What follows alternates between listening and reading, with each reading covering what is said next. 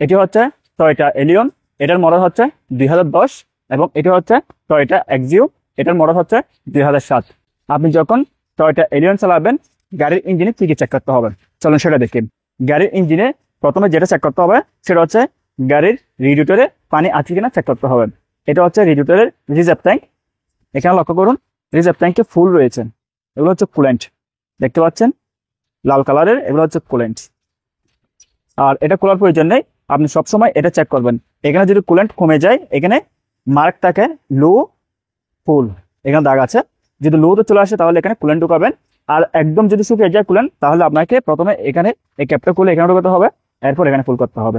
এখানে একটা লক্ষ্য রাখবেন, যখন আপনার গাড়ির ইঞ্জিন ওভারহিট হয়ে গাড়ি স্টার্ট বন্ধ হয়ে যাবে ওই সময় সাথে সাথে এই ক্যাপটা খুলবেন না, কমপক্ষে 10 থেকে 15 মিনিট পরে এটা খুলবেন যখন ইঞ্জিন ঠান্ডা হবে। এরপর 2 নম্বর হচ্ছে ইঞ্জিন অয়েল চেক করতে হবে।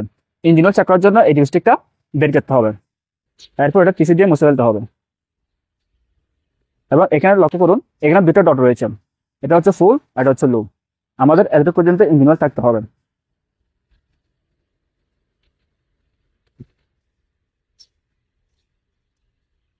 এই গাড়িতে ইঞ্জিন অয়েল ফুল থেকে সামান্য কমে গেছে, সামান্য করে কমে গেছে, এটা সমস্যা নেই, তবে সবসময় ফুল রাখা ভালো। এরপরে ডিস্টে কভার লাগিয়ে দিতে হবে। এরপর 3 নম্বর হচ্ছে গাড়ির ব্রেক অয়েল ঠিক আছে কিনা চেক করতে হবে। ব্রেক অয়েল চেক করার জন্য এখানে এটা খুলতে হবে। এরপর এটা হচ্ছে ব্রেক অয়েলের রিজার্ভ ট্যাঙ্ক, এই ক্যাপটা খুলে এখানে ব্রেক অয়েল ঢুকাতে পারবেন। ব্রেক অয়েলকে সাধারণত ব্রেক ফ্লুইড বলা হয়। এখানে কিন্তু 2টা দাগ রয়েছে, একটা হচ্ছে ম্যাক্স, একটা হচ্ছে মিনিমাম। ম্যাক্স মানে হচ্ছে ফুল আর মিনিমাম মানে হচ্ছে লো। এরপর এটা আবার লাগিয়ে দিবেন। এবং 4 নম্বর হচ্ছে গাড়ির ব্যাটারি, এই টার্মিনালগুলো ঠিক আছে কিনা অবশ্যই চেক করবেন। এগুলো যদি লুজ থাকে তাহলে গাড়ি স্টার্ট নেবে না, ব্যাটারি সমস্যা করবে। এবং এটি হচ্ছে লিকুইড টাইপ ব্যাটারি, এখানে 6টা ক্যাপ রয়েছে, এগুলো খুলে আপনি কমপক্ষে 1 মাস পর চেক করবেন। এখানে যে পানিগুলো রয়েছে এগুলো যদি কমে যায় তাহলে ব্যাটারি নষ্ট হয়ে যাবে। এবং 5 নম্বর হচ্ছে এটি হচ্ছে উইন্ডশিল্ড ওয়াশার ফ্লুইডের ট্যাঙ্ক। আমরা যে উইন্ডশিল্ড পরিষ্কার করি ওখানে যে পানিগুলো আসে ওই পানিগুলো আপনাকে এখানে ঢোকাতে হবে। যদি উইন্ডশিল্ডের ওভারহেড দিয়ে পানি না আসে তাহলে আপনাকে অবশ্যই এখানে পানি ঢোকাতে হবে। সাধারণত সকালে গাড়ি স্টার্ট করার আগে এগুলো চেক করতে হয়।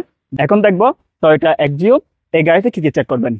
আপনারা লক্ষ্য করুন এটা হচ্ছে রেডিয়েটরের রিজার্ভ ট্যাঙ্ক, এখানে নর্মাল পানি রয়েছে, এগুলো হচ্ছে নর্মাল পানি, এখানে কিন্তু কুলেন্ট ঢোকানো হয় নাই। তবে গাড়ির ইঞ্জিনের রেডিয়েটরে কুলেন্ট ঢোকানো ভালো। এরপর 2 নম্বর হচ্ছে ইঞ্জিন অয়েল, ঠিক একইভাবে এখানেও 2টা দাগ রয়েছে, একটা হচ্ছে এফ, এম মানে হচ্ছে ফুল, আর একটা হচ্ছে এল, এল মানে হচ্ছে লো। ওই গাড়ির মতো এই গাড়িতে আপনি ইঞ্জিন অয়েল চেক করতে পারবেন। এরপর হচ্ছে ব্রেক ফ্লুইড, লক্ষ্য করুন একই নিন, আপনি ক্যাপটা খুলে এখানে ব্রেক ফ্লুইড ঢুকাতে পারবেন। এরপর ব্যাটারি, একই ব্যাটারি এটা তো রয়েছে, লক্ষ্য করুন। ডিয়ার ফ্রেন্ডস, আপনার যদি একটি গাড়ির ইঞ্জিন সম্পর্কে ভালো আইডিয়া থাকে তাহলে অন্য গাড়ির ইঞ্জিন সম্পর্কে আপনি খুব সহজেই বুঝতে পারবেন।